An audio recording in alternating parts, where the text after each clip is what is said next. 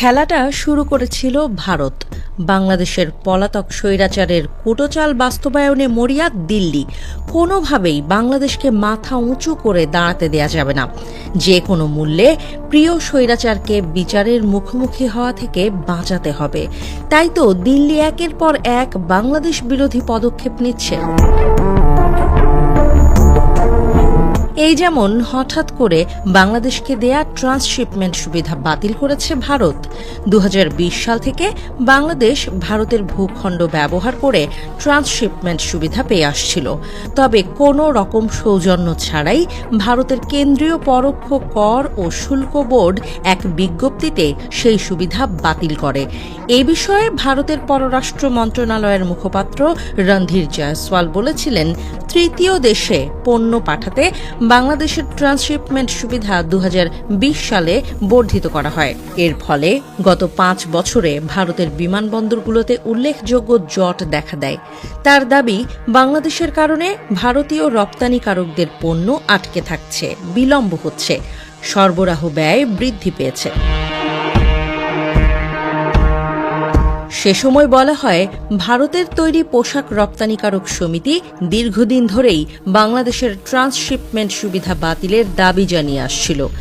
এইপিসির chairman Sudhir শেখরের মতে, textile রপ্তানিতে বাংলাদেশ ও ভারত প্রতিদ্বন্দ্বী। বাংলাদেশের ট্রান্সশিপমেন্ট সুবিধা বাতিল করায় এখন ভারতীয় বিমানবন্দরগুলোতে ভারতীয় রপ্তানি পণ্যের জন্য বেশি জায়গা তৈরি হবে। তবে এবার পাল্টা আঘাতে থতমত হওয়ার দশা ভারতের। অন্যকে খাদে ফেলতে গিয়ে নিজেরাও খাদের কিনারে পৌঁছে গেছে নরেন্দ্র মোদীর দেশ। বাংলাদেশে পেঁয়াজে মারার যে খেলা এতদিন ভারত খেলেছে, তাও ব্যর্থ হয়েছে। এবার ট্রান্সশিপমেন্টে ঠেকাতে গিয়ে নিজেরাই পড়েছে গড্ডায়। বাংলাদেশের এই সিদ্ধান্তে ভারতের অনেকেরই চোখের পানি, নাকের পানি এক হবে। এবার ভারত থেকে স্থলবন্দর দিয়ে সুতা আমদানি বন্ধ করেছে ঢাকা। বেনাপোল, ভোমরা, সোনা মসজিদ, বাংলাবান্ধা, বুড়িমারি স্থলবন্দর দিয়ে সুতা আমদানির সুবিধা বাতিল করেছে জাতীয় রাজস্ব বোর্ড NBR। আর এই সিদ্ধান্তের ফলে ভারতের কপালে চিন্তার ভাঁজ। ফায়দা লোটার সব পথও দিন দিন বন্ধ হয়ে যাচ্ছে। গত ফেব্রুয়ারি মাসে দেশে স্থলবন্দর দিয়ে ভারত থেকে বস্ত্র খাতের অন্যতম কাঁচামাল সুতা আমদানি বন্ধের দাবি জানায় বস্ত্র শিল্প মালিকদের সংগঠন বাংলাদেশ টেক্সটাইল মিলস অ্যাসোসিয়েশন। এরপর গত মার্চ মাসে এক চিঠিতে পোশাক শিল্পে দেশে তৈরি সুতার ব্যবহার বাড়াতে স্থলবন্দর দিয়ে পোশাক শিল্পের সুতা আমদানি বন্ধ করার জন্য NBRকে ব্যবস্থা নিতে বলেছে বাণিজ্য মন্ত্রণালয়ের Bangladesh trade and tariff commission.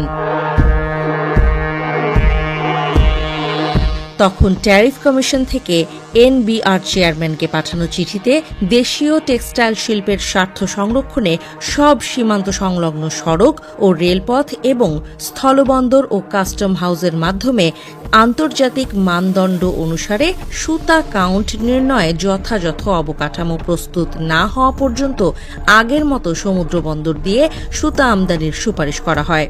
এর পরিপ্রেক্ষিতে NBR চেয়ারম্যান আব্দুর রহমান খান এই সংক্রান্ত আদেশ জারি করেন। তবে স্থলপথ ছাড়া সমুদ্রপথে বা অন্য কোনো পথে সুতা আমদানি করা যাবে।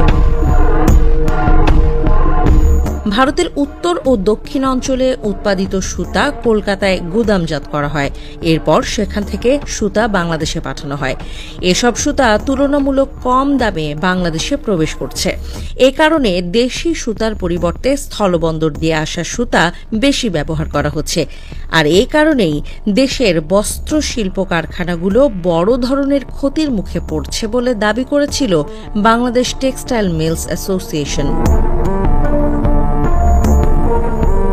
ফলে ভারতের কাঁটা তোলার সিদ্ধান্ত এবার ভারতের গলাতেই কাঁটা হয়ে ফুটছে। বাংলাদেশকে বিপাকে ফেলার ধান্দা করতে গিয়ে নিজেরাই বান্ধা